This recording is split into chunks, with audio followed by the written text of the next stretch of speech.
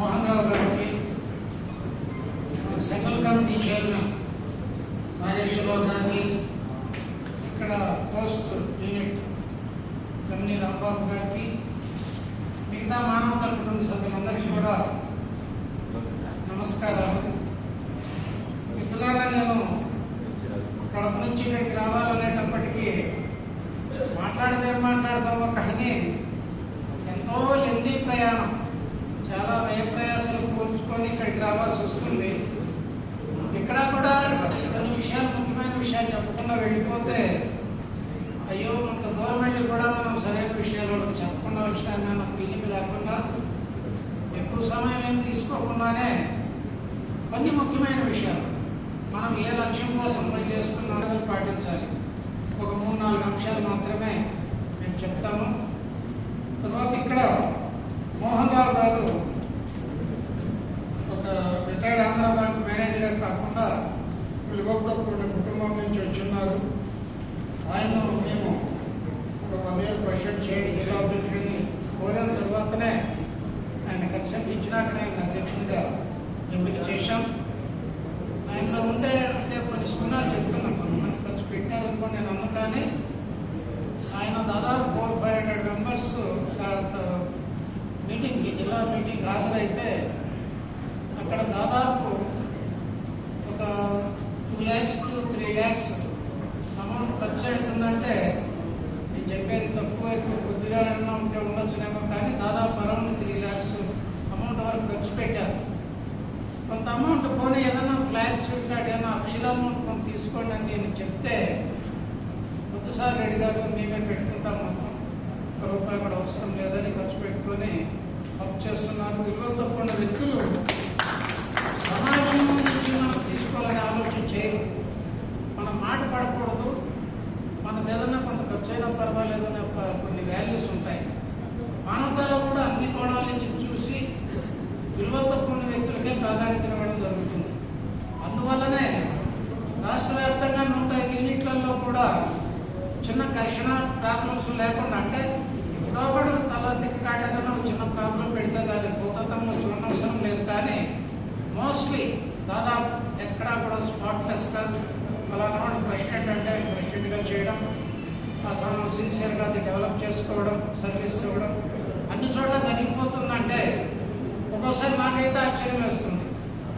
నేను కూడా ఒక సాధారణమైన ఒకప్పుడు లెక్చరర్, ప్రిన్సిపాల్, నాతో పాటు కొన్ని 100,000 మంది పనిచేశారు. ఇంతమంది విలువలు కలిగిన వ్యక్తులతో, సమూహంతో నేను ఇంటరాక్ట్ అవ్వడం అనేది జీవితంలో భగవంతుడు ఇచ్చిన గొప్ప వరమేమో. ఎక్కడుంటే వాళ్ళని వెతికి విలువలు కలిగిన వ్యక్తులందరినీ ఒక ప్లాట్ఫామ్ మీదకి తీసుకొచ్చి వాళ్ళతో మనం ఇంటరాక్ట్ అవ్వడం అంతకంటే గొప్ప సంపద ఈ సమాజంలో మనం ఏమి సంపాదించుకోలేం. అది ఆల్రెడీ సంపాదించుకున్నానని నేను అనుకుంటున్నాను. కాబట్టి మీ అందరూ ఇచ్చే సహకారానికి మొట్టమొదట ధన్యవాదాలు తెలియజేస్తున్నాను. మిత్రులారా, మానవత యొక్క అల్టిమేట్ లక్ష్యం ఏంటంటే, నా యొక్క ప్రధానమైన లక్ష్యం మానవతా సంస్థని నాకు ఎప్పటి నుంచో కూడా ఉపనిషత్తు మీద కొంత ఆలోచన, అవగాహన, ఇంట్రెస్ట్ ఉంది. వాళ్ళు ఏంటంటే విలువలకు ప్రాధాన్యతనివ్వండి, సుఖజీవనానికి ప్రాధాన్యతనివ్వద్దు. సుఖానికి మీరు కోరుకుంటే మొదటి సుఖాన్ని అనుభవిస్తారు, తర్వాత ఖచ్చితంగా దుఃఖాన్ని కూడా అనుభవించాలి. సుఖాన్వేషణ మానవునికి పనికిరాదు. ప్రాణం పోయినా, ఉన్నా తిన్నా లేకున్నా విలువలకు ప్రాధాన్యతనివ్వండి అనే అంశం ప్రధానంగా చెప్పారు. భారతదేశం కూడా ప్రపంచ దేశాలన్నీ కూడా శాంతికి నిలయం భారతదేశం చెప్పుకోవడానికి కారణం ఇప్పుడున్న ఈ తరం కాదు. మన పూర్వీకులు వాళ్ళు ఆచరించిన విలువలు, ఉమ్మడి కుటుంబ వ్యవస్థ అనండి, స్త్రీ గౌరవం అనండి, వివాహ బంధం అనండి, పరోపకారం అనండి, పరమత సహనం అనండి, అద్భుతమైన విలువలను ఆవిష్కరిస్తే ప్రపంచమంతా కూడా భారతదేశం వైపు చూసే పరిస్థితి వచ్చింది. ఆ విలువలు ఎంత వేగవంతంగా పతనమవుతున్నాయంటే ఆఫ్టర్ ఇండిపెండెన్స్ మనం ఇంకా మంచి విలువలతో మనం విరాజాల్సిన జాతి క్రమేపీ విలువలను పూర్తిగా విస్మరించేసి ఈరోజు మనకు మిగిలింది ఏంటంటే సంపన్నం నుంచి సామాన్యం వరకు కూడా అభద్రత, భయము, ఒంటరితనము, అశాంతి, దుఃఖము, ద్వేషము ఇవన్నీ కూడా అనవసరమైనవన్నీ పొందెచ్చుకొని విలువైన జీవితాన్ని బ్రతుకుని దుర్భరం చేసుకొని ఏదో అంతరించిపోతున్నామే తప్ప, అరే తల్లిదండ్రులు ఒక జన్మ ఇచ్చినారు, లేదా భగవంతుడు అవకాశం ఇచ్చినాడు, ఒక మంచి పని చేస్తే పోతే ప్రాణం అక్కడ పోనీ ఒక మంచి పని చేస్తూ ఉండగా అల్పమైన విషయాలు ఎందుకు చేయాలి మనం అనే ఆలోచన కూడా ప్రశ్నించుకోకుండా నిద్ర లేచినప్పటి నుంచి స్వార్థపూరితంగా సంకుచితంగా ఎట్లా ఆర్జించాలి, ఎట్లా అనుభవించాలి, అవసరమైతే తల్లి బిడ్డలకి గౌతమ బుద్ధుడు ఒక స్టేజ్లో అంటాడు, మీరు ఎట్లా ప్రేమించాలి సమాజాన్ని అంటే తల్లి ఒక్కగానొక్క బిడ్డను ప్రేమించినట్టుగా నేను సర్వమానవాడిని ప్రేమించాలి అంటాడు గౌతమ బుద్ధుడు. ఎందుకంటే ఆ తల్లి బిడ్డ పట్ల యథార్థమైన ప్రేమను ప్రదర్శిస్తుంది. అటువంటి భారతదేశంలో మాతృదేవోభవ పితృదేవోభవ అనే 2 వాక్యాలు పిల్లలందరికీ కూడా వాళ్ళను దైవ సమానంగా ఆరాధించాలన్న ఒక నియమానికి కట్టుబడి ఉమ్మడి కుటుంబ వ్యవస్థ మనకు నిలబడింది. ఆ ఉమ్మడి కుటుంబ వ్యవస్థ ఇప్పుడు విచ్ఛిన్నం అయిపోయింది. కారణాలు ఏవైనా కూడా లేవు, ఎక్కడ కూడా వెతకాల్సిన పరిస్థితుంది. కానీ ఆ రోజు ఉమ్మడి కుటుంబ వ్యవస్థలో కూడా కొన్ని ఇబ్బందులు, కొన్ని కష్టాలు, కొన్ని విమర్శలు, సమస్యలు ఏవో పడ్డారు వాళ్ళు కూడా. కానీ ఒక మండలానికి ఈరోజు అతిపెద్ద ఉమ్మడి కుటుంబ వ్యవస్థను మానవత సిద్ధం చేసింది. కష్టం వచ్చినా, కన్నీళ్ళు వచ్చినా, ఏ సమస్య వచ్చినా ఉన్నారు, కులమతాలకు అతీతంగా ఒక ప్లాట్ఫామ్ ఉంది అని యావత్ ఎక్కడైతే ఒక మున్సిపాలిటీలో 3 లక్షల జనాభా ఉన్న మున్సిపాలిటీలో కూడా మన వాళ్ళు 1000 మంది అక్కడ చేసే సేవలు 3 లక్షల మంది ఏదో ఒక రోజు వాళ్ళ గురించి ఆలోచించే పరిస్థితి వైపు మానవత వెళ్ళిపోతుంది. అంత పవిత్రమైన కార్యక్రమంలో మనం భాగస్వామ్యం అయినప్పుడు దాన్ని రాజీ పడి శ్రద్ధ పెట్టకుండా, మండలంలో ప్లెంటిఫుల్ ఆఫ్ రిసోర్స్ ఉన్నాయి, సరైన వ్యక్తి వెళ్ళి సక్రమంగా డీల్ చేస్తే ఇక్కడ ఈ ఏరియాలో దాదాపు 1000కు తగ్గకుండా ఉండే మండలాలు చాలా ఉన్నాయి. రాజవరం 1000 చేస్తుంది, ఒక స్టేజ్లో చేసింది. తనకి ఈరోజు 1000 టచ్ అయ్యింది. వెనుమండ్రగా స్టేజ్ ఉంది, వెనుకొండగా స్టేజ్ ఉంది, పాలకొలుగా స్టేజ్ ఉంది. అన్నీ కూడా 500, 400, 300 స్టబుల్ అవుతున్నాయి. అంటే రైట్ పర్సన్స్ ఎక్కడ ఉండాలో ఐడెంటిఫై చేసి వాళ్ళందరినీ కలెక్ట్గా కలుపుకొని మనం మీరు ఉండాలని మా సమూహంలో అని అడిగితే ఎటువంటి వాడైనా రాళ్ళు కూడా కరుగుతాయి, వాడు ముందుకు వస్తారు. ఆ త్యాగం మనం చేయలేకపోతున్నాం. నేనంటాను కదా, మనకంటే విలువలు కలిగిన వ్యక్తి, మనకంటే శక్తివంతుడు ఉంటే వాడిని తీసుకొచ్చి వాడిని కుర్చీలో కూర్చొని పెట్టి మనం పక్కన నిలబడి వాడిని పరిచయం చేయాలి సభ. అప్పుడు మనం విలువలేంటో మనం పాటించినట్లయితే. సర్వము నాకే తెలుసు, మీరు సర్వజ్ఞుణ్ణి, నేను చెప్పిందంతా మీరు వినండి, వెళ్ళిపోదాం పోదండి నేను మాట్లాడేసినాను, ఆ రకంగా తయారైతే ఎందుకు వస్తారు, ఎందుకు చేస్తారు? కష్టపడి పనిచేసేవాడిని గుర్తించి వాడిని కొంచెం మీటింగ్లో వాడిని ప్రశంసించి వారి సేవలను ప్రజలకు తెలియచేసి ఆ ఇన్వాల్వ్మెంట్ పెంచుకుంటే ప్రతివాడు మానవతలోకి ఎంటర్ అవుతాడు. ప్రతి కుటుంబం నుంచి ఒక వ్యక్తి మానవతలోకి వచ్చిన రోజున భారతదేశం పూర్వ వైభవం కంటే గొప్ప వైభవం. ఉపనిషత్తులు అన్న మాట చెప్తున్నా, ఉపనిషత్తులు నిజంగా అందరూ పాటిస్తే విలువల్ని, వాడు ఉపనిషత్తులు ఒక దగ్గర ఏం రాస్తాడంటే, ఈ భూభాగమే ఒక శాంతి నికేతనమై విరాజిల్లుతుంది. మానవ సంబంధాల్లో మనిషికి ప్రేమ సంబంధాలు మాత్రమే ఉంటాయి. ప్రతి మానవ జీవితం అంతిమ లక్ష్యమైన శాంతి, ప్రేమ, ఆనందాలతో పరిపూర్ణమే అయిపోతుంది. అంతకంటే ఏం కావాలి సృష్టిలో అని ఉపనిషత్తు ఉంటుంది. అటువంటి లక్ష్యంలో మనం పనిచేసేటప్పుడు ఇంకా అలసత్వం, సోమరితనం, అకౌంట్స్ డబ్బులు తీశాడయా 10,000 తీసినారంటే నాకు తెలియదండి, టైటిల్ తీసినట్లుంటాడండి. తెలియకుండాను పబ్లిక్ అమౌంట్ వాడి శ్రమను తీసుకొని వచ్చి బ్యాంకులో వేసి నువ్వు కమిటీ మెంబర్గా ఉండి 10,000, 20,000 రూపాయలు డ్రా చేసి నాకు తెలియదండి ఎవడో డ్రా చేసినాడని చెప్తే ఏ రకమైన సమాధానం మనం ఇస్తున్నాం సమాజానికి? పబ్లిక్ అమౌంట్ ఎప్పుడూ కూడా అది విషం వంటిది. ఆ ఒక్క పొరపాటును ₹1 దాన్ని మనం కనుక తీసుకుంటే అది మనం దహించి వేస్తుంది. ఈ మాట గుర్తుపెట్టుకోండి. పబ్లిక్ అమౌంట్ సొంత డబ్బు ఖర్చు పెట్టకపోయినా పర్వాలేదు, ప్రజల సొమ్ములకు మనకు ఆశపడే హక్కు లేదు. ప్రజల రప్పుకు జవాబుదారీ మనం ఉండాలి. ఆ రకమైన సమాజాన్ని తయారు చేసుకుంటూ పోయేటప్పుడు నిద్ర నిద్రపోకుండా ఆలోచించి పనిచేసే వ్యక్తులు కావాలి సమాజానికి. అటువంటి వ్యక్తులు ఉన్నారు భారతదేశంలో.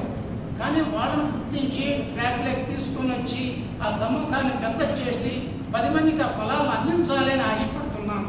కానీ 20 సంవత్సరాలు దాదాపు వెస్ట్ గోదావరిలో 20 సంవత్సరాల తరువాత కూడా ఇంకా సభ్యత్వాలు ఎలా చేయాలి, మీటింగ్లు ఎలా పెట్టుకోవాలి, అకౌంట్స్ ఎట్లా రాయాలని ఇంకా చిన్న కునికిపాట్లలోనే ఉన్నామే తప్ప కొంచెమన్నా మనం శ్రద్ధ పెట్టి ఎవరు రానవసరంగా మేము పర్ఫెక్ట్గా ఉంటాం. మా శత్రువు కూడా మమ్మల్ని ప్రశ్నించడానికి వీలు లేకుండా మేము అకౌంట్స్ తయారు చేసుకుంటాం. మేము సభ్యత్వాల్లో శ్రద్ధ పెట్టి ఇప్పుడు 500 అయినా నెక్స్ట్ 1000 చేస్తాం అని కాన్ఫిడెంట్గా చెప్పలేకపోతున్నాం. ఎందుకంటే సో మెనీ ప్రయారిటీస్, మానవత లీస్ట్ ప్రయారిటీ. అట్లాంటప్పుడు ఎట్లా డెవలప్ అవుతుంది? ఆ మానవతకు ఫస్ట్ ప్రయారిటీ ఇచ్చేటోళ్ళు ఐడెంటిఫై చేయండి, ఆ రకంగా డెవలప్ చేయండి. ఇంటికొకటి మానవత చేరే దిశగా మన సేవలు ఉండాలి. ఇది మొట్టమొదటి మాట. రెండవది, విదేశీయుడు ఎవడైనా భారతదేశ సేవా కార్యక్రమాల గురించి వింటే మానవతా సంస్థ ఇంత నిస్వార్థంగా చేస్తుందంటే వాడు ముక్కును వేసుకొని ఇంత పవిత్రంగా చేస్తారా భారతదేశంలో సేవా కార్యక్రమం అనేటట్లు మనకి పవిత్రంగా ఉండాలి. మనం ఏదో ఒక రోజు అందరము కూడా మనం నడుము కట్టి మనందరం కూడా ఈ మహా కార్యక్రమాన్ని మనం ముందుకు నడిపించగలిగితే ఏదో ఒక రోజు నేను అనుకుంటున్నా భారతదేశంలో ఉండే అత్యున్నతమైన స్థాయిలో ఉండే రాష్ట్రపతి, ప్రధానమంత్రి వాళ్ళు కూడా భారతదేశ విలువలకు అర్థం పట్టే సమస్య ఒకటి ఉందండి ఆంధ్రప్రదేశ్లో. అది మొత్తం ఎవరు కూడా అక్కడ ఇబ్బంది పడడం లేదు, శాంతిగా బ్రతుకుతున్నారు మొత్తం. అంటే ఆ ప్రక్రియ మన భారతదేశం అంతా ఎందుకు లేదు, భారతదేశం అంతా వచ్చిన రోజు ప్రపంచ విశ్వవ్యాప్తంగా ఎందుకు అవ్వలేదు అని ప్రశ్నించుకునే రోజు రావాలంటే మనం శ్రద్ధతో పనిచేయాలి. మహా అద్భుతాలు మనం చేయగలుగుతాం. మనం అల్పులము ఏం కాదు. అలసత్వం వదిలేస్తే, శ్రద్ధ వహిస్తే ఎన్నో అద్భుతాలు మనం చేయగలుగుతాం. ప్రతి వ్యక్తి ఒక శక్తిలాగా తయారవ్వాలి. సమాజ హితం కోరి పనిచేయాలి. మనము ఆ దిశగా మీరందరూ కృషి చేసి వేగవంతంగా ప్రతి ఇంటికి మానవతా సమాచారాన్ని అందేటట్లు, అనేక మంది దీంట్లో సభ్యులుగా చేరేటట్లు మీరందరూ కలెక్టివ్గా గణనీయమైన కృషి చేయాల్సిన గ్యాప్ ఒకటి ఉంది. అది మీరు ఫుల్ఫిల్ చేయాలని మిమ్మల్ని అందరినీ కూడా కోరుకుంటున్నాను. అది నెంబర్ 1. నెంబర్ 2, సమావేశాలు పెట్టండి అని చెబితే మా మీటింగ్ 19 గంటలకు ఉంటుందని పెడతారు. చాలాసార్లు ఇన్స్ట్రక్షన్స్ ఇచ్చాం. 8:30కు మించి టైం పెట్టద్దు, లోపు పెట్టుకోండి మీ ఇష్టం ఏ టైం అయినా. ఎందుకంటే వయసు ఉండేటోళ్ళు ఎక్కువ మంది మానవతలో ఉంటారు. నువ్వేదో ఇంట్లో ఏదో బ్రేక్ఫాస్ట్ పెడతావని 9 గంటల వరకు ఏది తినకుండా వాళ్ళు వచ్చి అక్కడ కూర్చొని మళ్ళీ అక్కడ కూర్చుండి ఆ 12 మంది బాధేస్తే వాళ్ళు అంతసేపు తట్టుకొని హాస్పిటల్కి వెళ్ళిపోతారు. కాబట్టి మనం బ్రేక్ఫాస్ట్ అంటున్నాం కాబట్టి ఖచ్చితంగా 8:30కు అరేంజ్ చేయండి. బ్రేక్ఫాస్ట్కి వచ్చే వాళ్ళ సంఖ్య కమిటీ సభ్యులే ఉండాలి, కొద్దిమందే ఉండాలంటే మానవత ఎదగదు. కమిటీ సభ్యులు మానవతా మీటింగ్ ఎలా ఉండాలో మాట్లాడుకొని ఎక్కడ పెడుతున్నారు, బ్రేక్ఫాస్ట్ ఎవరు అరేంజ్ చేస్తున్నారు, కుర్చీలు ఉన్నాయా లేవా, అక్కడ అతిథులను పిలిచినామా లేదా, దాన్ని ఏ నిండుదనంగా దాన్ని మనం తయారు చేసినాం అని ప్లానింగ్ ఉంటే ఇంప్లిమెంటేషన్ ఖచ్చితంగా అవుతుంది. మీరు మొత్తం సభ్యులందరినీ పిలిచినా మేము బ్రేక్ఫాస్ట్ ఇస్తామని తణుకులో 1000 మంది ఉన్నారు. రాంబాబు గారిని పిలవమనండి, 100 మంది కంటే ఎక్కువ రాదు. మనమేం భయపడాల్సిన పనిలే. 100 మంది మీటింగ్కి వస్తే రాంబాబు గారు ఇక్కడ ఏమి చెప్తే అది చేయడానికి 10 మంది చేతులు ఎత్తుతారు. ఆత్మీయ సహకారానికి సహకారం కావాలంటే ఎవడు చేస్తాడు మీరు అని 100 మందిలో అడిగితే 10 మంది పేర్లు ఇస్తారు. బ్లడ్ కావాలంటే మీలో ఎవరు ఇస్తారు అంటే 10 మంది పేర్లు ఇస్తారు. సభ్యత్వాల్లో వెనకబడుతున్నామంటే తనకు మీ 100 మందిలో ఎవరు ఉంటారని అంటే నేను 50 చేరుస్తాను, 40 చేరుస్తాను, 30 చేరుస్తానని వాళ్ళు తయారవుతారు. కాబట్టి మొత్తం అంతా కూడా మనం ప్రజల దగ్గరికి వెళ్లకుండా మన ప్లాట్ఫామ్ మీదకి వాళ్ళని తీసుకొని వచ్చి మనం ఏం చేయాలనుకున్నాం అది వాళ్ళ ముందు పెడితే అనేక సమస్యలకు వాళ్ళు పరిష్కారం ఇస్తారు. అందువల్ల మంత్లీ మీటింగ్స్ని చాలా కలర్ఫుల్గా ఎఫెక్టివ్గా జరపాలనేది మీకు ఒక కోరిక. ఇక 2వ అంశం కూడా చెప్పాం. మంత్లీ మీటింగుల్లో ఏదో ఇద్దరికి ఏదో ప్రాబ్లం వచ్చిందనేసి ఆ డయాస్ మీద కూర్చోండేటోడు కిందవాడిని ఇంకోడు ప్రత్యక్షంగానో పరోక్షంగానో విమర్శిస్తే మనం పెట్టిన బాలేదు కాదు, మన కింద సేవకుడు కాదు అవతల వాడు. మనం విమర్శిస్తే మనం ఒకటంటే వాడు 2 మాటలు మాట్లాడతాడు. అక్కడ ఏమైతే చూసే వాళ్ళకి గొడవ పడ్డారు, వాడు దీంతో కలవడు, వీడు వానితో కలవడు అనేసి వానెనకో 10 మంది ఈయనకో 10 మంది చేరి ఆ మానవతా సంస్థలో కూడా చాలా సమస్యలు వచ్చేసినాయి. దాంట్లో చాలా వేస్ట్, డబ్బులు కూడా పోతాయి అనవసరంగాను. అదే భిన్నమైనది కాదు అని ఒక మెసేజ్ ఇవ్వడానికి ఈ అల్పమైన విషయాలు పనికొస్తాయి. అది కాదు మానవత కావాల్సింది. మనకేదైనా సమస్య ఉంటే అవుట్ సైడ్ ది మీటింగ్ మాట్లాడుకోవాలి. మానవతా మంత్లీ మీటింగ్ జరిగేటప్పుడు ఎవడు కూడా నెగిటివ్ ఆస్పెక్ట్ను ప్రజెంట్ చేయకూడదు. ఒకవేళ ఎవడో ఒకటి ప్రజెంట్ చేసినాడు, అటువంటి వాడిని మొట్టమొదటి కమిటీలో పెట్టకండి. ఒకవేళ కమిటీలో పెట్టకపోయినా మెంబర్గా అయినా వాడు తమ్మం పెడుతున్నాడు, వాడిని 600 తీసుకొని వాడిని ఇన్వాల్వ్ చేయకండి, వాడిని పూర్తిగా వదిలేయండి. ఎందుకంటే భారతదేశంలో ఎన్నో ప్రయత్నాలు చేసి ఫెయిల్ అయిపోయినాయి, ఏది కూడా ముందుకు వెళ్ళనివ్వలేదు, అనేక సమస్యలు సృష్టించి కొలాప్స్ అయిపోయినాయి. ఇప్పుడు కూడా మానవతకి అడ్డుపడతాము అంటే అటువంటి చెడు ఆలోచనలు ఉండే వ్యక్తులకి ప్రాధాన్యతనివ్వకుండా అవుట్ రైట్ వాళ్ళ గురించి పట్టించుకోకండి. మనకు అవసరం ఎవడున్నాడో వాడిని తీసుకొని వచ్చేయండి, అవసరం లేని గురించి సైలెన్స్ మెయింటైన్ చేయండి. ఎప్పుడు కూడా వీడు అనవసరం అని వేలెత్తి చూపకండి. ఎందుకంటే నెగిటివ్ ఆస్పెక్ట్లో ఉండే వాడిని మనం వేలెత్తి చూపడం వల్ల కూడా ఒక సమస్య అవుతుంది. మనకు అవసరం లేని వాడిని అన్నోటిస్డ్గా వదిలేయండి, మనకు అవసరమైన వాటితోనే ఇంటరాక్షన్ పెంచుకోండి. ఆ విధంగా చేస్తే మంత్లీ మీటింగ్స్ అనేటివి మానవతకు ఒక టానిక్ లాగా పనిచేస్తాయి. మొత్తం నూతన సమాజాన్ని ఆవిష్కరించడానికి గొప్ప ప్లాట్ఫామ్ మానవత మంత్లీ మీటింగ్. అది రాధాకు తెలుసు బాధ. ఒక్కడు 9 గంటల సమావేశం పెట్టుంటాడు అనుకో, వానికి చెప్పి అది తీసే లోపుగా స్టేట్లో 10 మంది పెట్టేస్తారు, 9. ఎందుకంటే అందరూ దారి నుంచి పోతున్నారు కదా, మనం అడవిలో గుండా పోదామనే ఆలోచన ఎక్కువ మందికి ఉంటుంది. దారి తప్పు ప్రవర్తించాలని అనుకుంటాడు తప్ప ఇట్లా చేస్తే మనం రాంగ్ మెసేజ్ ఇస్తాం, వద్దని చెప్పున్నారు కదా మళ్ళా చెప్పించుకోవచ్చా అనే ఆలోచన ఉండదు. మా ఊళ్ళో రారండి, 9కి వస్తారండి. వాని ఊళ్ళో ఏమన్నా ప్రత్యేకం 100 మండలాల్లో వాని ఊళ్ళో కూడా వస్తారు. కాకపోతే ఏదో ఒకటి మేము ప్రత్యేకత అని చెప్పుకోవడానికి ఇది ప్లాట్ఫామ్ చేసుకోవాలనుకున్నాం. అటువంటి వాడిని అవుట్ రైడ్గా తీసి పడేయండి. అందుకని రాధా ఏం చేస్తుంది, మధ్య చెప్పిన రాధాకి ఇన్స్ట్రక్షన్స్ ఇచ్చినాం. వాడు లోకల్ మండలంలో ఏం చేసుకుంటాడో మనకు అనవసరం. ఏపీ గ్రూపులో 8:30 దాటి ఎవడైనా సమావేశం ఉందని పెడితే ఫస్ట్ డిలీట్ చేసేయండి ఆ మ్యాటర్. వాడిని మళ్ళీ ఏదన్నా అడగండి ఎందుకు పెట్టావు అని. వాడు అతిగా సమాధానం చెప్తే వాడిని ఏపీ గ్రూప్లో నుంచి తీసేయండి, తర్వాత చూద్దాం అని ఇన్స్ట్రక్షన్స్ చెప్పినాం. ఆ రకంగా చేయకపోతే సాఫ్ట్గానే పనిచేసుకుంటూ పోతే సమస్యలు మన మెడకు చుట్టుకుంటాయి. కొన్ని దగ్గర కఠినంగా కూడా కొన్ని మనం వ్యవహరించాల్సిన అవసరం ఉంది. ఇది ఒకటి. ఇక రెండోది, 600 కట్టినవాడు కులమతాలకు అతీతంగా మన కుటుంబంలో మానవతా కుటుంబంలో లోకల్ మండలంలో సభ్యుడు కాబట్టి మన కుటుంబంలో వాళ్ళకి ఏదైనా కష్టం వస్తే ఏ విధంగా మనం బాధపడతామో, మనం 600 కట్టిన కుటుంబంలో ఎవరికైనా అనారోగ్యమైన, యాక్సిడెంట్ అయినా, ఏదో ఆపరేషన్ అయినా మనం 4 యాపిల్స్ తీసుకెళ్ళి ఒక కమిటీ ఆఫ్ పీపుల్ వెళ్ళి, ప్రెసిడెంట్ సెక్రటరీ చైర్మన్ అని కాదు, ఎవరి ఇంట్రెస్ట్ ఉంటే వాళ్ళని పంపించాడు. ఒక టీమ్ ఆఫ్ పీపుల్ని పంపించి వాళ్ళని పరామర్శించి వాళ్ళు మన కుటుంబ సభ్యునిగా ట్రీట్ చేసి, ఇంతమంది మానవతాడు నా కోసం వచ్చినారు అనే మాట వాని హృదయంలో ఉంటే వాడు ప్రాణం పెట్టి పనిచేస్తాడు. ఒకవేళ ఎవరైనా కారణం చేత కాలక్రమేకి తల్లి తండ్రి చనిపోతే మనం ఖచ్చితంగా ఇంట్లో భోజనాలు వండుకోరు కాబట్టి ఆ సమయంలో వాళ్ళకి భోజనాలు అవసరమైతే 40-50 మందికి పంపించండి. బ్రేక్ఫాస్ట్ అవసరమైతే బ్రేక్ఫాస్ట్ పంపండి. రెండూ వద్దు అని వాళ్ళు రిజెక్ట్ చేస్తే వాళ్ళని అడగనే వద్దు, ఒక 50 మందికి కాఫీలు పంపించండి, టీలో కాఫీలు.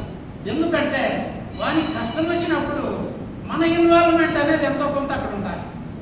ఆ విధంగా చేస్తే మొత్తం మండలంలో ఉండే కుటుంబాలన్నీ కూడా ఇంత గొప్ప కార్యక్రమం ఏంటిది, 600 కడితే ఇంత అద్భుతాలు జరుగుతాయని ఆలోచించిన రోజున మెంబర్షిప్ వాడు మన దగ్గరికి వచ్చి రాసుకొని వెళ్తాడు.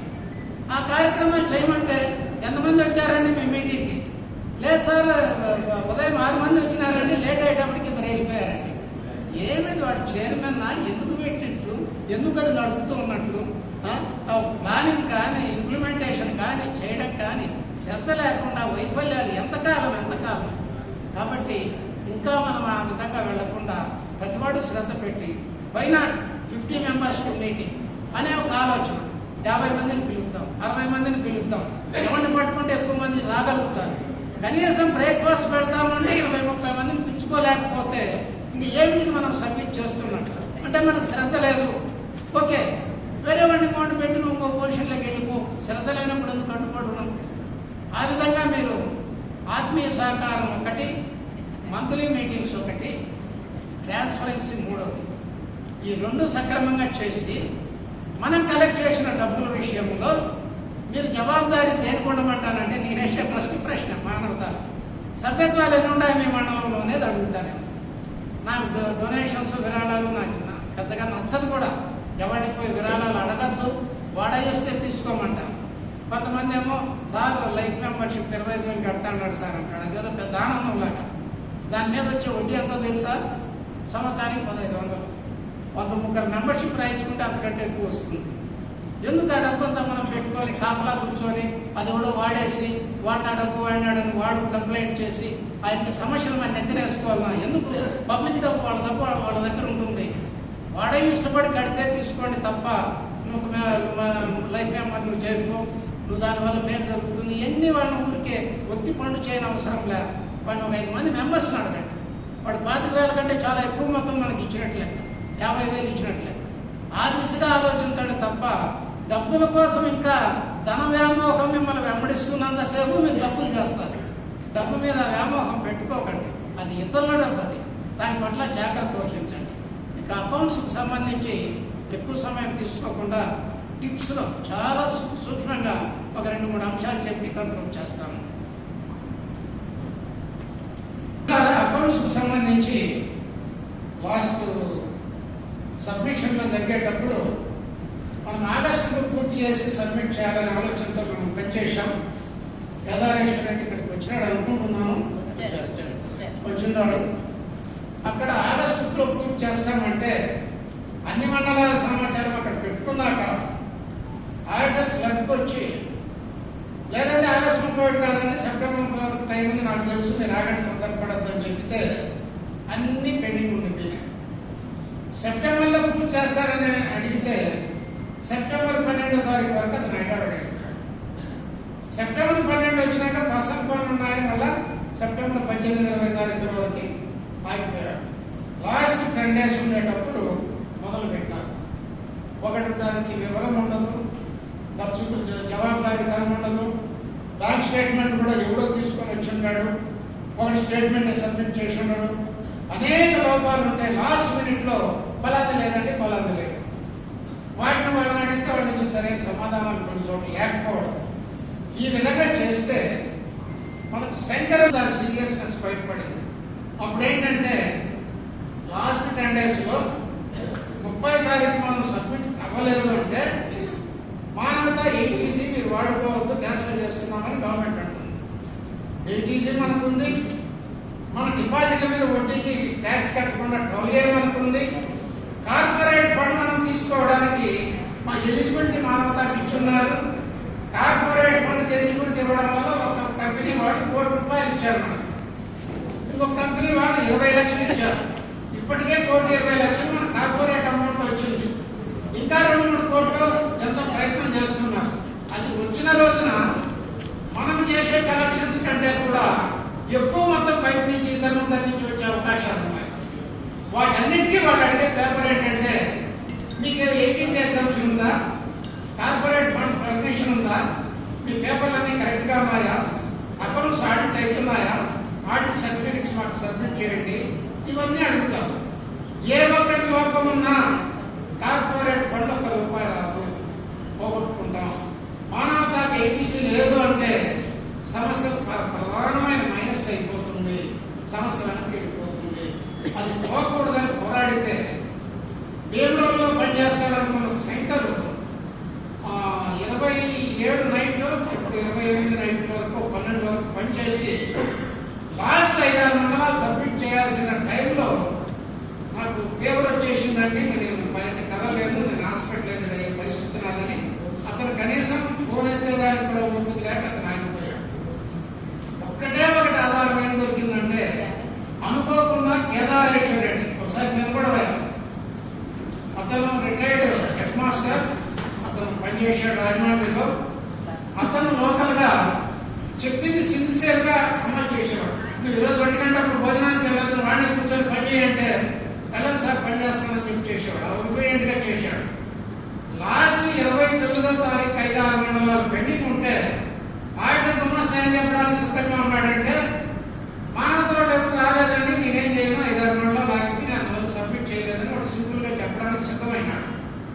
ఆడిటర్ ఏమంటాడు, గుమ్మస్తాన్ని చేసిచ్చి నా టేబుల్ మీద కూర్చొని నేను సంతకం పెట్టేవాడినండి, పెండింగ్ వర్క్ ఉంటే నేనేం చేయాలని ఆడిటర్ అంటాడు. టోటల్ గా 80 పోయేదానికి ఎట్టుకు వచ్చేసింది. ఆ రోజు 29వ తారీఖున సాయంత్రం 4 గంటలకు 5 గంటలకు మానవతాది ఎట్టకేలకు దాన్ని సబ్మిట్ చేసినారు అని చెప్పారు. అంతవరకు ఎవరికే కానీ మానవతా సంస్థ కొలాప్స్ అయిపోతుందేమో అని అంత భయంతో పనిచేయాల్సిన పరిస్థితి ఏర్పడింది. ఒక ఆడిటర్ సార్ ఈ సంవత్సరానికి సబ్మిట్ చేస్తున్నా, ఇక వేరే వాళ్ళని చూసుకోండి, నాకు ఈ బాధలు వద్దు, సక్రమైన జవాబుదారీతనం లేదు, కరెక్ట్గా మీరు చేయొచ్చు, కానీ పేపర్ చూస్తాడు వాడు, పని సక్రమంగా చేసి పేపర్ అనేది లేకపోతే ఎవరు కూడా యాక్సెప్ట్ చేయరు. పేపర్ వర్క్ కరెక్ట్గా ఉండాలి, పేపర్ వర్క్ సక్రమంగా లేదు కాబట్టి నన్ను వదిలేయాలని నేను పట్టుబడితే మళ్ళీ అతన్ని రిక్వెస్ట్ చేసి ఏం చేస్తే దీన్ని ఆటలో పెడతామో చెప్పమని అడిగాను. దీనికి 6 నెలల వరకు సెప్టెంబర్ 30 వరకు ఇంటర్నల్ ఆడిట్ చేసేయడం, ఏమేమి లోపాలు జరిగినాయో ఏప్రిల్ 1 నుంచి సెప్టెంబర్ 30 వరకు చేసుకుంటే సరి చేసుకోవడానికి సమయం ఉంటుంది. మళ్ళీ నెలకు చేసుకోండి, నెలవారీ చేసుకోండి వచ్చిన యాక్టివిటీస్ అని చెప్తే సరే అన్నాను. కానీ నెలవారీ చేయడం కష్టం కాబట్టి డిసెంబర్ 31 మళ్ళా 3 నెలలకు ఒకసారి, మార్చి 31 అయినా ఏప్రిల్ ఫస్ట్ వీక్ లో ఒకసారి 3 స్టేజెస్ లో అకౌంట్స్ మనం ఇంటర్నల్ గా చేసుకునే పరిస్థితి వస్తే ఏప్రిల్ 15 కల్లా అకౌంట్స్ అన్ని కూడా క్లియర్ గా చేసుకొని మనం సబ్మిట్ చేసేసి ఏప్రిల్ 30 చేసేసి మానవతా సేవా కార్యక్రమంలో కాదు అకౌంట్స్ లో కూడా నెంబర్ 1 ఉంది, చాలా ట్రాన్స్పరెన్సీగా పనిచేస్తుందని ఎక్కడో ఢిల్లీలో కూర్చొని ఇన్కమ్ ట్యాక్స్ ఆఫీసర్ కూడా మానవతా లాంటి స్వచ్ఛత సంస్థను నేను జీవితంలో చూడలేదనే దిశగా ఉండాలంటే మీరు పని చేయాలా, సక్రమంగా జవాబుదారీతనం కావాలి. ఆడిటర్ చెప్పిన ముఖ్యమైన విషయాలు ఏంటంటే జమలు ఖర్చులు రెండే ఉంటాయి. మనం ఏదైతే చేసినామో అదే బ్యాంకులో ఉంటుంది. జమల విషయంలో ఆయన చెప్పిన అత్యంత ముఖ్యమైన విషయం ఏంటంటే మీరు బ్యాంక్ అకౌంట్ నుంచి మనకు ఎవరైనా డొనేషన్ ఇచ్చేటప్పుడు మానవతా అకౌంట్ కు మీరు ట్రాన్స్ఫర్ పెట్టించండి, నో ప్రాబ్లం. ఇప్పుడు మన సత్యనారాయణ ఒక 1 లక్ష ఇస్తానన్నాడు, ఆయన అకౌంట్ నుంచి మానవతా అకౌంట్ 1 లక్ష పంపించమనండి, నో ప్రాబ్లం. 1 లక్ష కాకపోతే 10 లక్షలు పంపని మనం రిసీవ్ చేయండి, ప్రాబ్లం లేదు. ఏదైనా చెక్ ద్వారా చెక్ ఇచ్చినాడు మనకి, మనం రిసీట్ ఇచ్చేయచ్చు, ఏటీసీ రిసీట్ ఇచ్చేయచ్చు, ఎంతైనా పర్వాలేదు, 10 లక్షలైనా 40 లక్షలైనా 50 లక్షలైనా ఇవ్వచ్చు, నో ప్రాబ్లం. అతను పేపర్ ద్వారా మన అకౌంట్ లో వేశాడు మానవతా అకౌంట్, అది కూడా యాక్సెప్టబుల్. కానీ నగదు ఇచ్చినప్పుడు 2000 నుంచి ఒక ఇండివిజువల్ నగదు తీసుకోకూడదు అనే ఒక ప్రధాన నియమం ఇప్పుడు చెప్తున్నాను. అంటే బ్లాక్ మనీ అంతా కూడా ఆర్గనైజేషన్ అడ్డం పెట్టుకొని చేస్తున్నారు, దాన్ని అవాయిడ్ చేయాలని గవర్నమెంట్ ఒక వ్యక్తికి 2000 నుంచి నగదు విరాళం ఇవ్వకూడదు. చెక్ ద్వారా బ్యాంక్ ట్రాన్స్ఫర్ చేయి, పేపర్ ద్వారా పంపించు. 4వ ఆప్షన్ లో నగదు విరాళం ఒక వ్యక్తికి 2000 మించి అవకాశం లేదు. ఎవడైనా 10,000 ఇస్తే వాళ్ళ ఇంట్లో 5 మంది పేర్లతో తలా ఒక 2,000 రాయొచ్చు తప్ప ఒక వ్యక్తి పేరుతో 10,000 రూపాయలు మేము ఇస్తున్నాం రిసీట్ అంటే వాడు పట్టుకుంటాడు, ఇన్కమ్ ట్యాక్స్ లో వదిలిపెట్టాడు, మనం ఇబ్బందులే కట్టిపోతాం. ఈ విషయంలో ప్రతి ఒక్కరూ కూడా మీరు జాగ్రత్త పడాలి. అకౌంట్స్ ఎవరు చూస్తున్నారో వాడు నగదు అక్కడి నుంచి బ్యాగ్లో పట్టుకురావడం, ఆ బ్యాగ్ వల్ల ఎక్కడ పోతుందో అని మీరు తెచ్చి దాన్ని సంఘంలో పెట్టుకోవడం, అది బ్యాంకులో వేసేయడం, అక్కడి నుంచి ఎందుకు వేసినావి అంటే పొరపాటు చేసినా అనడం, ఇవన్నీ యాక్సెప్టబుల్ కాదు. ఒక్కడ తప్పు చేసినా మొత్తం షింక్ అయిపోతారు యూనిట్. ఒక్కడ కూడా ఎవరు జరగకూడదనే ఉద్దేశం మీకు చెప్పాలి క్లియర్ గా అని చెప్పి వచ్చిన ఎవరు కూడా నగదు విరాళం ఒకవేళ ఎవరైనా 10,000 రూపాయలు ఇస్తే ఒక రెండవ మార్గం ఏంటంటే 2 మార్గాలు ఉన్నాయి నగదు. అది సభ్యత్వాల కింద చూపిస్తామని అతను అనుమతి తీసుకొని ఆ 10,000 సరిపడా సభ్యత్వాలు రాసేయండి, నో ప్రాబ్లం, ఎవడు అడ్డు పెట్టండి. లేదు అతను ఇచ్చిన నగదు మీరు తీసుకొని అతని ద్వారానే ఏదో కార్యక్రమానికి మనం పెట్టే ఖర్చుల్లో అతని చేతుల్లో ఎక్కించండి. ఒక పేద విద్యార్థికి ఇస్తున్నాం, అతను ఎక్కించే అమ్మాయికి పోయా మానవతా తరఫున అంటే ఇస్తాడు, అతనికి ఒక తృప్తి, మన డబ్బు పలానా వానికి ఇచ్చినాం, పలానా రోగికి ఇచ్చినాం, ఫలానా చెట్టు నాటడానికి ఇచ్చినాం, ఫలానా స్కూల్లో బాగు చేయడానికి ఇచ్చినాం అని అతను తృప్తి పడతాడు. కాబట్టి డబ్బులేం రిజెక్ట్ చేయనక్కర్లేదు. క్యాష్ తెచ్చినప్పుడు అతని చేతితోనే ఖర్చు పెట్టించడం ఒక పద్ధతి. లేదా మనం దానికి సంబంధించి 2000 వరకే వచ్చేసి చేసుకోవడం, లేదా సభ్యత్వాల కింద చూపించుకోవడం. ఇది మనం ఎవరైనా పొరపాటు పడి ఇప్పటికీ ఏదైనా మీరు 10,000 5,000 విరాళాలకు నగదు తీసుకొని ఉంటే దాన్ని సభ్యత్వాల కింద చూపించండి, కానీ విరాళాల కింద చూపద్దు. ఇక మీద తప్పు జరగకుండా చూసుకోండి. ఇది ప్రధాన వసూలు చేసేటప్పుడు ప్రధానమైన నియమం. ఇక చెల్లింపులకు వస్తే మనం అవతల వారికి చెల్లించే బ్యాంక్ అకౌంట్, వారి బ్యాంక్ అకౌంట్ కైనా ఇవ్వచ్చు డబ్బు. మనం వెహికల్ కొంటే వాళ్ళ అకౌంట్ పంపిస్తాం, మానవత అకౌంట్ నుంచి. లేదా పెయింట్ చేస్తున్నాడు వానికి పంపిస్తాం, రిపేర్ ఇచ్చినా వానికి పంపిస్తాం. కానీ మనం వచ్చేటప్పుడు చెక్కు ద్వారా పేమెంట్స్ ఎక్కువ చేస్తే సేఫ్. చెప్తాడు ఆడిటర్, చెక్కు ద్వారా నేను పేమెంట్ ఎంత చేసినా కూడా ఆడిట్ లో ప్రశ్నించడు, అది అఫీషియల్ గానే ప్రింట్ చేస్తాడు. నగదు మాత్రమే మీరు 30,000 40,000 డ్రా చేస్తే అక్కడ ఏదో పొరపాటు జరిగిందని వాడు అనుమానిస్తాడు. నగదు పేమెంట్ 10,000కు మించి ఒక ట్రాన్సాక్షన్ చేయొద్దు.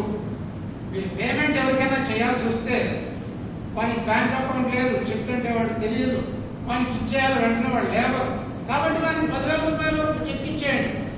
20,000 ఇవ్వాల్సి వస్తే అది 2 చెక్కుల కింద ఇద్దరు పేరుతో ఇచ్చేయండి తప్ప ఒక్కరికే 10,000 రూపాయలకు మించి ఇవ్వద్దు అనేది ఒక నియమం. పేమెంట్ అర్థమైంది కదా. వసూలు చేసేటప్పుడు నగదు విషయంలో జాగ్రత్త పడండి. చెల్లించేటప్పుడు 10,000కు మించి నగదును చెల్లించకుండా చూసుకోండి. చెక్కు ద్వారా చెల్లించుకోండి, బ్యాంక్ అకౌంట్ వాళ్ళ అకౌంట్ కైనా మీరు చెల్లించండి. ఇక మూడో నియమం ఏంటంటే నేను చెప్పేది లైఫ్ జీవిత సభ్యత్వాలను మొదలు పెట్టినారు ఎక్కువ మంది. అబ్బా మాకు జీవిత సభ్యత్వం కట్టేసినాడు ఎవడో. అది చాలా ప్రమాదమైంది. ప్రజల డబ్బంతా సభ్యత్వాలను తీసుకున్నాక అది ప్రాణం పోయేటప్పుడు కూడా డబ్బు ముట్టుకునే హక్కు మనకు లేదు.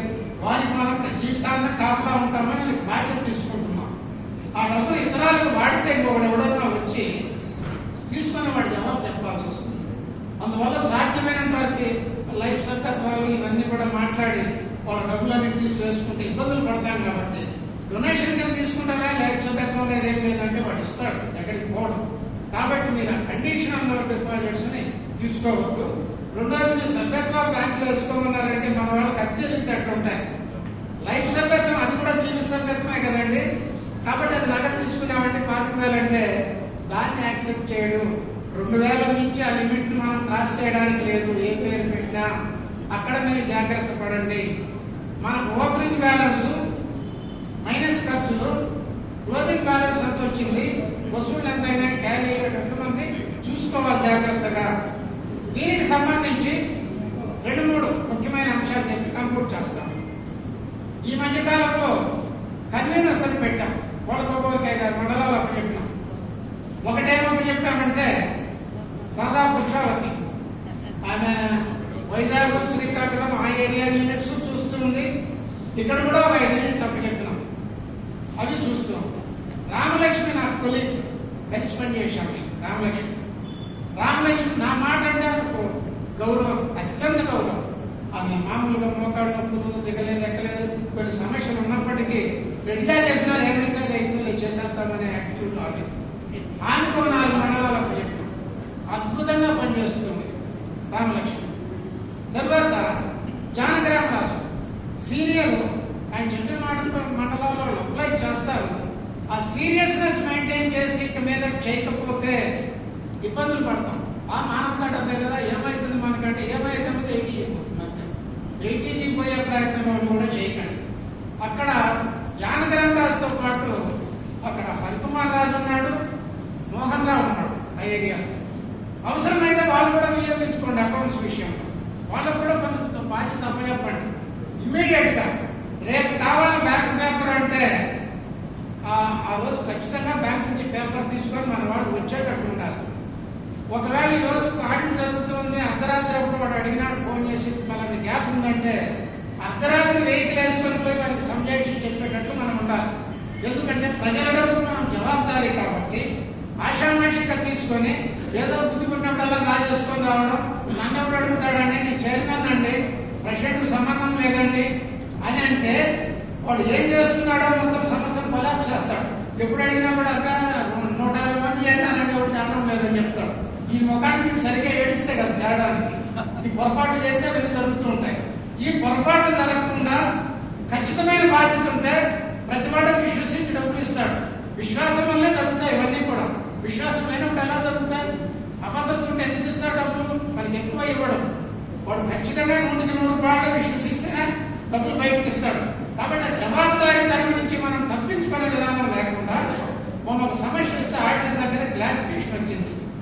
రెడ్డి గారు పలానా వాడు డబ్బులు డ్రా చేసినాడు, దానికి గోచరం లేదండి, ఎందుకంటే చేసినారండి, నేనేమైపోతానండి వాటి సంతకాలు పెడతాను అని అడిగాడు. అది జన్యంగా ఖర్చు పెట్టినా నాకు తెలుసు, గోచర్ పెట్టడంలో బై మిస్టేక్ జరిగి ఉండొచ్చు, నేను సవరిస్తానన్నా. పోనీ గోచర్ పెట్టకపోతే నేనేం మాట్లాడను, ఇప్పుడు పెడదాం. ఆ డబ్బులు దేనికి వాడుతున్నారో మీరు బుక్లో రెజల్యూషన్ బుక్లో రాసి ఉందా అని అడిగాడు. రెజల్యూషన్ లేదంటే బుక్ లేదంటే ఒడిసినటువంటి వీక్తుందంటే అది కుదరదండి అని చెప్పాడు.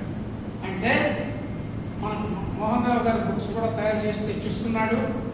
ఆ బుక్లో ఏ తేదీన ఎవడు విరాళం ఇచ్చినాడు, ఎవడు సభ్యత్వం బ్యాంకులో కట్టినాడు, ఎంత ఇచ్చినాడు, అని పేరేమి, మొత్తం వివరాలన్నీ కూడా మీరు రికార్డు చేయాలి.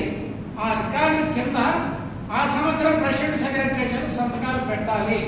అది ఒక్కడెవడో పోయి నా చేసుకుని వచ్చి లెక్క చెప్పేది కాదు. అది కమిటీ వాళ్ళకి తెలాలి, ఏం జరుగుతుందో తెలాలి. ఆ డబ్బు పర్పస్ఫుల్ గా తీసినారా, లేకపోతే పొరపాటు చేస్తున్నాడా, రేపు ఎవరిని అడిగితే ప్రశ్నిస్తే జవాబు చెప్పుకోవడానికి ప్రెసిడెంట్ సెక్రటరీ నాలెడ్జ్ జరిగిందండి అని చెప్పుకునే స్థితిలో చైర్మన్ ఉండాలి. అదే చైర్మన్ సొంత అమౌంట్ ఏం కాదు, ఈజ్ ఓన్లీ ట్రస్టీ.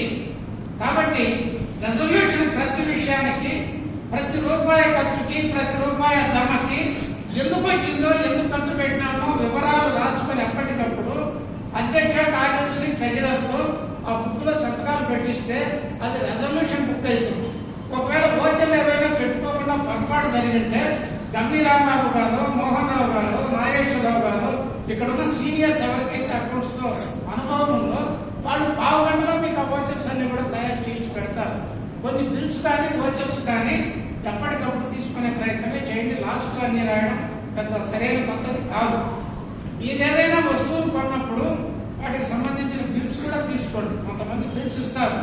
బిల్స్ లేని పక్షంలో ప్రెసిడెంట్ సెక్రటరీ పలానాన్ని ఖర్చు పెట్టినాము, పలానా రామారావు అనే అతనికి 5,000 రూపాయలు ఇచ్చినాము, ఆర్థికంగా అతనికి బాగలేదు కాబట్టి ఇచ్చినాము అని అతని పేరు, ఎంత అమౌంట్ ఇచ్చినారు, ఏ తేదీని ఇచ్చినారు, నేచర్ ఆఫ్ పేమెంట్, క్యాషా, చెక్గా, ఏ విధంగా ఇచ్చినామనే వివరాలతో మన వోచర్ కూడా ఉండాలి.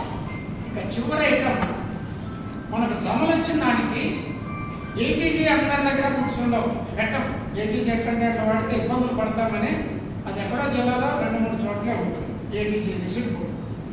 దానికి ఎప్పుడంటే అప్పుడు ఇవ్వాలంటే కష్టమైంది.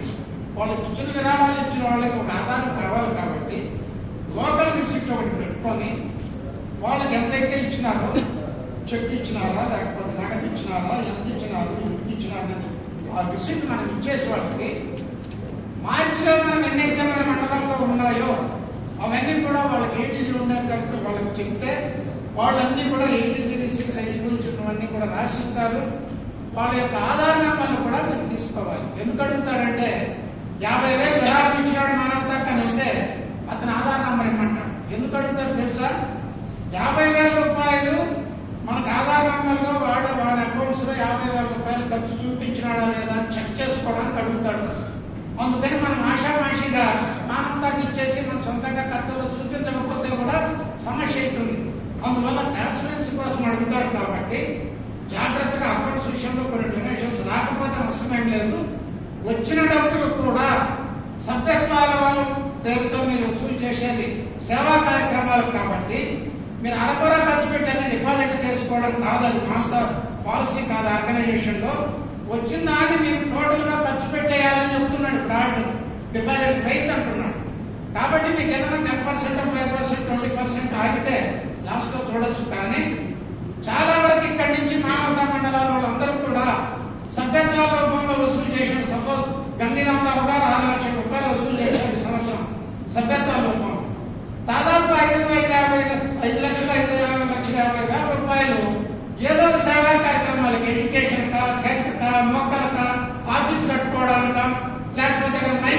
కొనుక్కోవడానిక, టేబుల్స్ కొనుక్కోవడానిక, కుర్చీలు కొనుక్కోవడానిక, ఇన్ఫ్రాస్ట్రక్చర్ పెంచుకోవడానికి ఉపయోగించుకోవాలా తప్ప దాంట్లో 2 లక్షలు ఖర్చు పెట్టి మేము 4 లక్షలు డిపాజిట్ చేస్తామని అంటే మీ సొంత డబ్బులు కాదండి, ఈ నియమాలకు లోబడి పనిచేయాలా, కలెక్ట్ చేసే డబ్బులు ఖర్చు పెట్టాలి సేవా కార్యక్రమాలు. కానీ ఇప్పుడు పట్టుబడుతున్నారు. ఆ విషయంలో కూడా అన్ని మండలాల వాళ్ళు కూడా ఎక్కువ బాగా ఖర్చు పెట్టండి. ఇంకొక విషయం ఏంటంటే ప్రతి వాళ్ళకు డ్రైవర్స్ ఉంటారు వెహికల్స్ ఉన్న దగ్గర. కొంతమంది ఏంటంటే అది ఫ్యాషన్, అరే నేను బ్యాంక్కి వెళ్ళి తెస్తారా అని చెప్పి అక్కడికి వెళ్ళిపోవడం, మనమే డ్రా చేసుకురావడం, మనకి డబ్బులు అంతా ఏం ఇవ్వడం చాలా గొప్పగా ఫీల్ అవుతాం. 4 సార్లు ప్రెసిడెంట్ డబ్బులు డ్రా చేస్తే బ్యాంకులో నుంచి డ్రైవర్ జీతానికి డ్రా చేసినా కూడా వాడే ఎందుకు డ్రా చేయాల్సి వస్తుంది? డ్రైవర్కి ఈ అమౌంట్ని వాడు ఏం చేస్తున్నాడు ఈ డబ్బు అని అడుగుతాడు. అందువల్ల మీరు డ్రైవర్కి వాడి అకౌంట్ తీసుకొని వానికి చెక్ కన్నా ఇవ్వండి, వాని అకౌంట్ కన్నా మన అకౌంట్ నుంచి వేసేయండి తప్ప నగదు మనం డ్రా చేసి డ్రైవర్కి పే చేసినామంటే ఏం అవసరం వచ్చింది నీకు అని అడుగుతారు. కాబట్టి ఎప్పుడు కూడా payment through cheque or bank account ఇవ్వండి. తప్పనిసరి పరిస్థితుల్లో 10,000కు మించకుండా క్యాష్ ట్రాన్సాక్షన్ మీరు చేసుకోండి. ఈ నియమాలు మీరందరూ కూడా పాటిస్తారని, నేను ప్రయాణం చేసిన 12 గంటలకు రాను, 12 గంటలకు పోను, ఇక్కడ చెప్పి ఒక ½ అవర్లో ఈ విషయాలు కూడా గాలి కొదిలేస్తే మానవతాకి మీరు ఏ రకంగా సహాయపడ్డారో ఒకసారి పునరాలోచన చేసుకొని, ఒక్క తప్పు కూడా జరగలేదండి మానవతలో. వెస్ట్ గోదావరి నంబర్ 1 గడ్డది. వాళ్ళ సంస్కారమే రాష్ట్ర వ్యాప్తంగా వెళ్ళిపోతా ఉంది. వెస్ట్ గోదావరికి ఆ గౌరవం ఉంది. రిటైర్మెంట్ తర్వాత కూడా రెడ్డి గారు 8 సంవత్సరాలు ఆర్గనైజేషన్ కోసం వెస్ట్ గోదావరిలో ఉండిపోయినాడు. అటువంటి త్యాగంతో చేసుకునే ఈ పనులు అపవిత్రం కాకూడదని ప్రతివాడు శ్రద్ధ పెట్టి పనిచేస్తే మీకు ప్రజలు ఆలోచన పడతారు. ఇంత మహోన్నతమైన సంస్థ లేదు ప్రపంచంలోనే దిశగా వెళ్తూ ఉంటే మనం ఎంతో ఉత్సాహంగా పనిచేయాలి. కానీ అలసత్వం పనికిరాదు. అలసత్వాన్ని పక్కన పెట్టి ప్రతివాడు కూడా జవాబుదారీగా శ్రద్ధగా ఒక నూతన సమాజ ఆవిష్కరణలో మీరందరూ కూడా భాగస్వాములై మీరందరూ కూడా పనిచేయాలని కోరుకుంటూ, సాధారణంగా ఒకసారి నన్ను అడుగుతుంటాను, నేను ఎప్పుడు 3 మీటింగ్లు కూడా ఎక్కడ మాట్లాడాలా, అందులో రాంబాబు గవర్నమెంట్లో ఒక్క మాట చెప్పి ముగించేస్తాం. మనం ఈ లోకంలోకి ఒంటరిగా వచ్చినాం. వచ్చిన తర్వాత అనేక బంధాలు పెంచుకుంటున్నాం. మిత్రులు, స్నేహితులు, బంధాలు, అనుబంధాలు, సంపద, అధికారం, అల్పత్వం, ఎన్నో లోపాలు, ఎన్నో ముళ్ళు వేసుకొని పోతున్నాం. ఇవన్నీ పుట్టిన తర్వాత పెరిగిపోతున్నాయి, రోజుకి పెరిగిపోతున్నాయి. కానీ ఉపనిషత్తు అంటుంది ఒక దగ్గర, ఒక ఈశావాస్య ఉపనిషత్తు అంటుంది, వాయుగనిలం అమృతం అదేదం పస్మాంతం శరీరం ఓం క్రతోస్మర ఉత్తం స్మర క్రతోస్మర ఉత్తం స్మర అని ఒక శ్లోకం ఉంటుంది చివరిలో. దాని అర్థం ఏంటంటే, ఓ మానవుడా, నువ్వు పుట్టిన తర్వాత ఈ రోజు వరకు ఎన్ని మంచి పనులు చేసినా ఒక్కసారి తిరిగి ఆలోచించిన జీవితంలో ఏమి మంచి చేయకుండా ఉంటే జరిగిపోయిన దాని గురించి బాధపడ. ఈ క్షణం నుంచి ఖచ్చితంగా మంచిది మాత్రమే చేయాలా, చెడు విడిచిపెట్టాలని ఒక నిర్ణయం చేయి.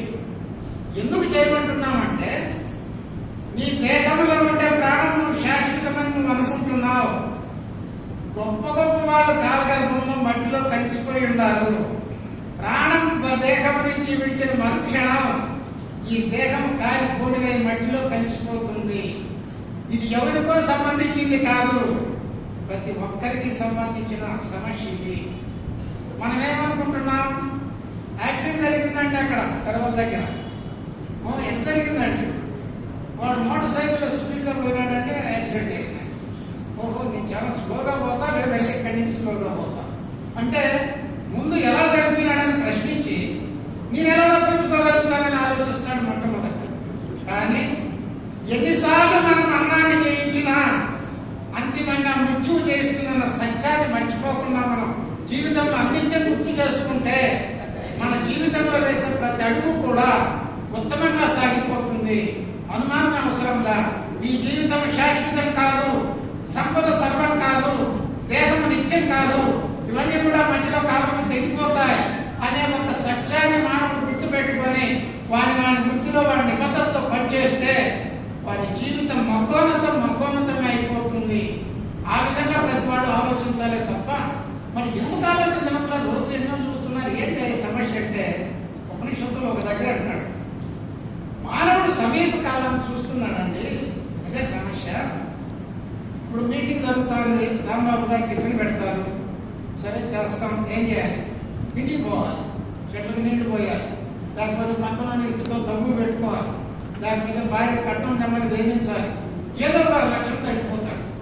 రేపేం చేయాలి, ఎల్లుండి ఏం చేయాలి, కూతురు పెళ్లి ఎప్పుడు చేయాలి, పిల్లవారికి పెళ్లి ఎప్పుడు చేయాలి, ఇల్లు ఎప్పుడు కట్టాలి, ఈ ప్రణాళికల్లో మునిగిపోవడం వల్ల ఇవన్నీ కూడా ఏమంటాడంటే లోక విషయాల్లో మనం మునిగిపోవడం వల్ల మరణం మనకు సంబంధం లేని విషయమని మనం అనుకుంటున్నాం.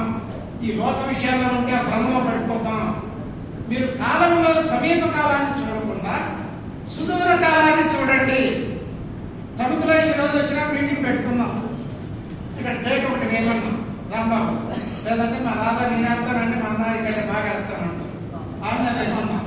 ఇక్కడ కన్నా డేట్ వేస్తే 50 సంవత్సరాల తర్వాత ఇక్కడికి వస్తే ఈ రోజు అందరి అడ్రస్లు తీసుకొని రమ్మంటే కొంతమంది రాలేదేమో అని అనుమానం.